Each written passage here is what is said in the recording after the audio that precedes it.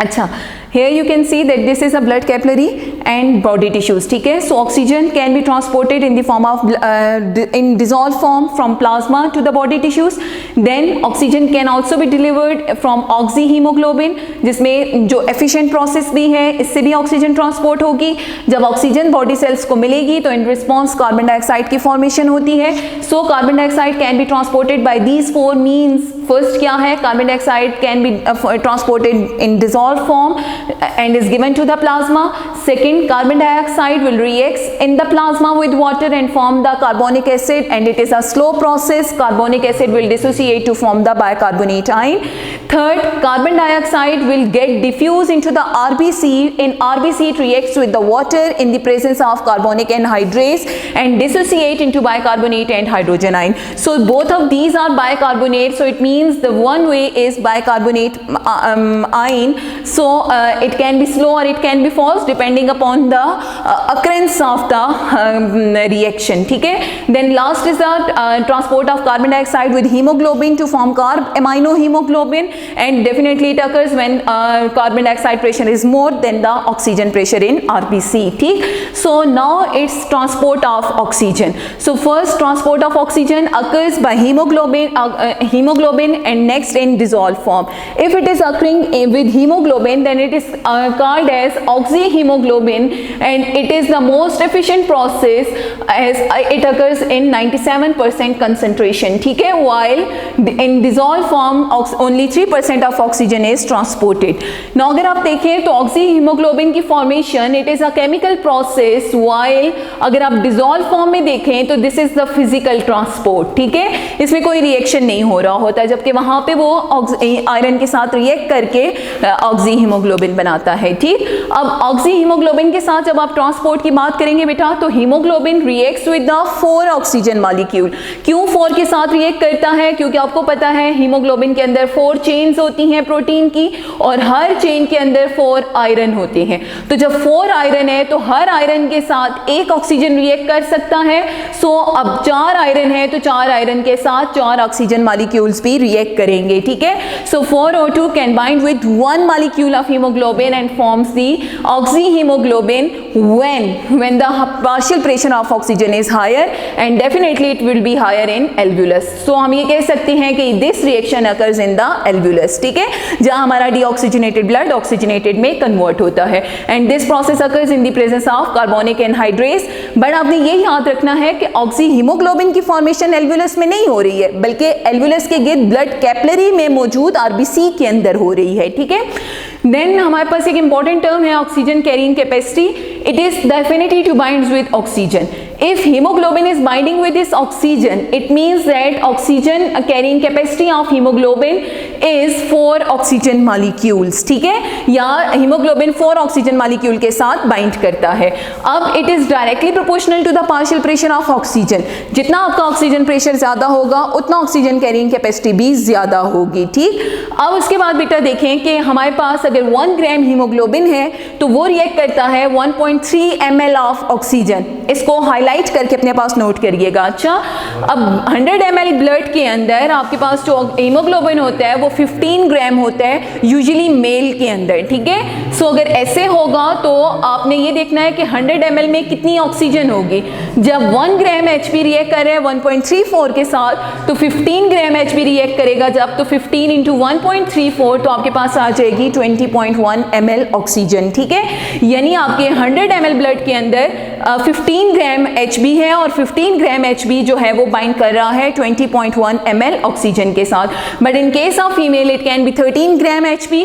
तो आप उसी तरह 13 को मल्टीप्लाई करेंगे 1.34 के साथ, तो फीमेल में 100 ml ब्लड के अंदर 17.4 ml ऑक्सीजन प्रेजेंट होती है, ठीक. अच्छा, अब आपके पास आता है ये टेबल. इसको इसी तरह से बनाएं प्लीज, और फिर आप अपनी बुक की वर्डिंग के साथ इसको मैच कर लें, ठीक है.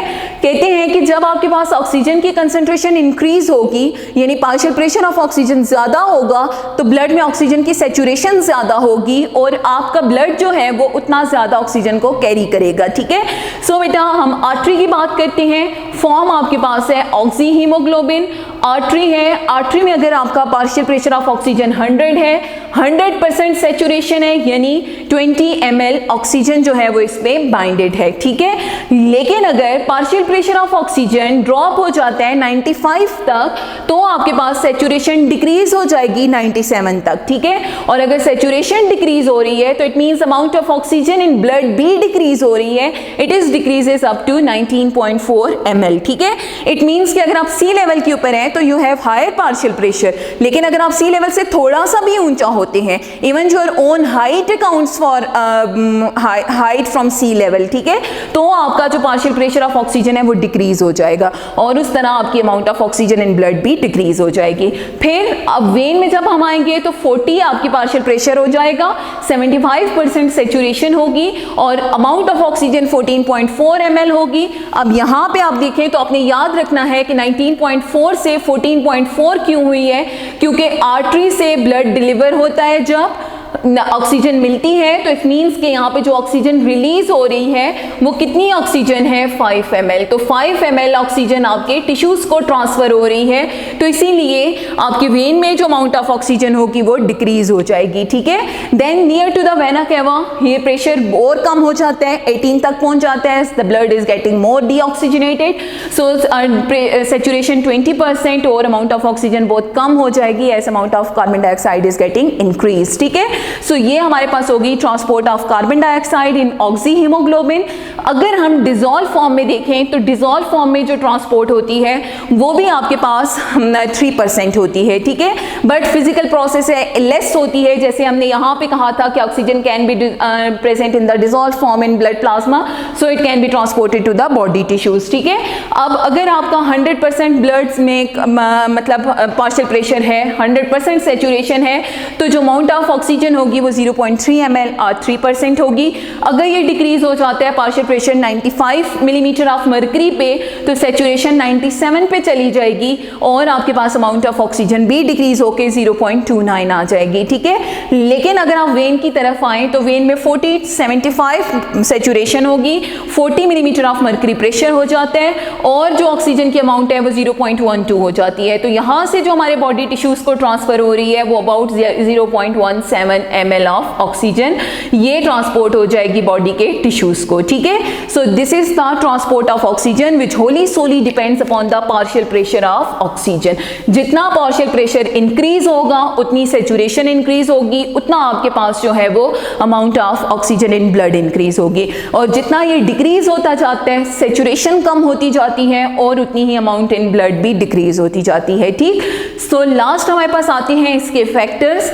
सो फैक्टर्स में बेटा देखें, सबसे पहला पार्शियल प्रेशर ऑफ ऑक्सीजन। अगर पार्शियल प्रेशर ऑफ ऑक्सीजन की बात करें तो ये डायरेक्टली प्रोपोर्शनल है ऑक्सीजन कैरिंग कैपेसिटी के and then transport of oxygen के। Next partial pressure of carbon dioxide. अगर partial pressure of carbon dioxide increase होता है तो oxygen carrying capacity of haemoglobin जो है वो डिक्रीज हो जाएगी, ठीक, क्योंकि हीमोग्लोबिन कार्बन डाइऑक्साइड से ज्यादा रिएक्ट करता है, जल्दी रिएक्ट करता है as compare to the oxygen. Then आपके पास है pH. PH is a very important factor. एक, अगर आपकी पीएच एसिडिक है तो हीमोग्लोबिन ऑक्सी हीमोग्लोबिन ऑक्सीजन को डिसोसिएट करेगा और हीमोग्लोबिन एंड वाटर बना देगा। ये बहुत इंपॉर्टेंट फिनोमिना है, हम आगे कार्बन डाइऑक्साइड की ट्रांसपोर्ट में इसको डिस्कस करेंगे। सो इस वाले पॉइंट को आपने वहां पे जाके समझना है, ठीक है। Then neutral. अगर ये न्यूट्रल है तो फिर आपके पास जो एचपी है वो 4O2 के साथ रिएक्ट करके ऑक्सी हीमोग्लोबिन बनाएगा, ठीक है। सो transport of carbon dioxide oxygen के लिए जरूरी है कि आपके ब्लड की पीएच न्यूट्रल यानी अप टू 7.4 होनी चाहिए, ठीक है। या हीमोग्लोबिन बाइंड तब ऑक्सीजन से करेगा जब आपका ब्लड न्यूट्रल होगा, बट अगर ये एसिडिक है तो वो ऑक्सीजन को रिलीज कर देगा, ठीक है। देन बेटा टेम्परेचर आता है। हीमोग्लोबिन इज अ प्रोटीन और टेम्परेचर आपको पता है इनवर्सली प्रोपोर्शनल होता है, प्रोटीन को डिनेचर कर देता है। Then height from sea level. मैंने अभी आपको कहा कि जितनी आपकी हाइट सी लेवल से ज्यादा होती जाती है उतना आपका जो पार्शियल प्रेशर ऑफ ऑक्सीजन है वो कम होता जाता है। आप हाई एल्टीट्यूड्स पे जाएं, आपको ब्रीथिंग सिकनेस होती है, तो वो क्यों हो रही होती है? क्योंकि आपका partial pressure of oxygen decrease हो रहा होता है और सो आपकी बॉडी के अंदर जो है वो अमाउंट ऑफ ऑक्सीजन कम हो रही होती है, ठीक है। आपके किडनीज को एरिथ्रोपायोटिन प्रोड्यूस करना पड़ता है जो कि हाइपोक्सिया की कंडीशन में मोर मोर आरबीसी, मोर हीमोग्लोबिन की प्रोडक्शन करवा के ऑक्सीजन की ट्रांसपोर्ट को ईजी करता है, ठीक है। Then so it is also inversely proportional. And last diseases में स्पेशली आपके पास एक सिकल सेल एनीमिया और एक थैलेसीमिया, ठीक है। सिकल सेल एनीमिया क्योंकि उसमें जो आपका आरबीसी होता है उसकी जो नॉर्मल शेप होती है उससे वो सिकल शेप में कन्वर्ट हो जाता है। तो जब शेप नॉर्मल से सिकल में कन्वर्ट होगी तो हीमोग्लोबिन जो है वो ऑक्सीजन के साथ बाइंड नहीं कर सकेगा। सो इसीलिए आप इसको सिकल सेल एनीमिया यानी बाइंडिंग ऑफ ऑक्सीजन नहीं हो सकती, बॉडी ऑक्सीजन ट्रांसपोर्ट नहीं कर पाएगी और रिजल्ट में एनर्जी डिक्रीज हो जाएगी। और दूसरा आपके पास थैलेसीमिया है जिसमें हीमोग्लोबिन ही नहीं बनता, और अगर हीमोग्लोबिन नहीं बनेगा तो हमारे पास ऑक्सीजन ट्रांसपोर्ट नहीं हो सकेगी, ठीक है। So these are the two main diseases which effects the transport of oxygen. और आजकल आप कोरोना वायरस का भी पढ़ रहे हैं कि उसके रिजल्ट में निमोनिया होता है जिससे ऑक्सीजन सैचुरेशन ड्रॉप हो जाती है। सो डिजीजेस एक्चुअली जो हैं वो आपके पास बहुत सारी हैं जो कि इफेक्ट करती हैं, बट मेजर एक सिकल सेल एनीमिया जिससे शेप ऑफ मॉलिक्यूल चेंज होती है, और दूसरा आपके पास थैलेसीमिया जिसमें हीमोग्लोबिन बनता ही नहीं है। इसलिए हम ये कह सकते हैं कि ये फैक्टर जो है वो ट्रांसपोर्ट ऑफ ऑक्सीजन को इफेक्ट करते हैं। सो बेटा आपकी एक्सरसाइज में शॉर्ट क्वेश्चन नंबर 4 है, at least give the 2 factors which affect the carrying capacity of oxygen।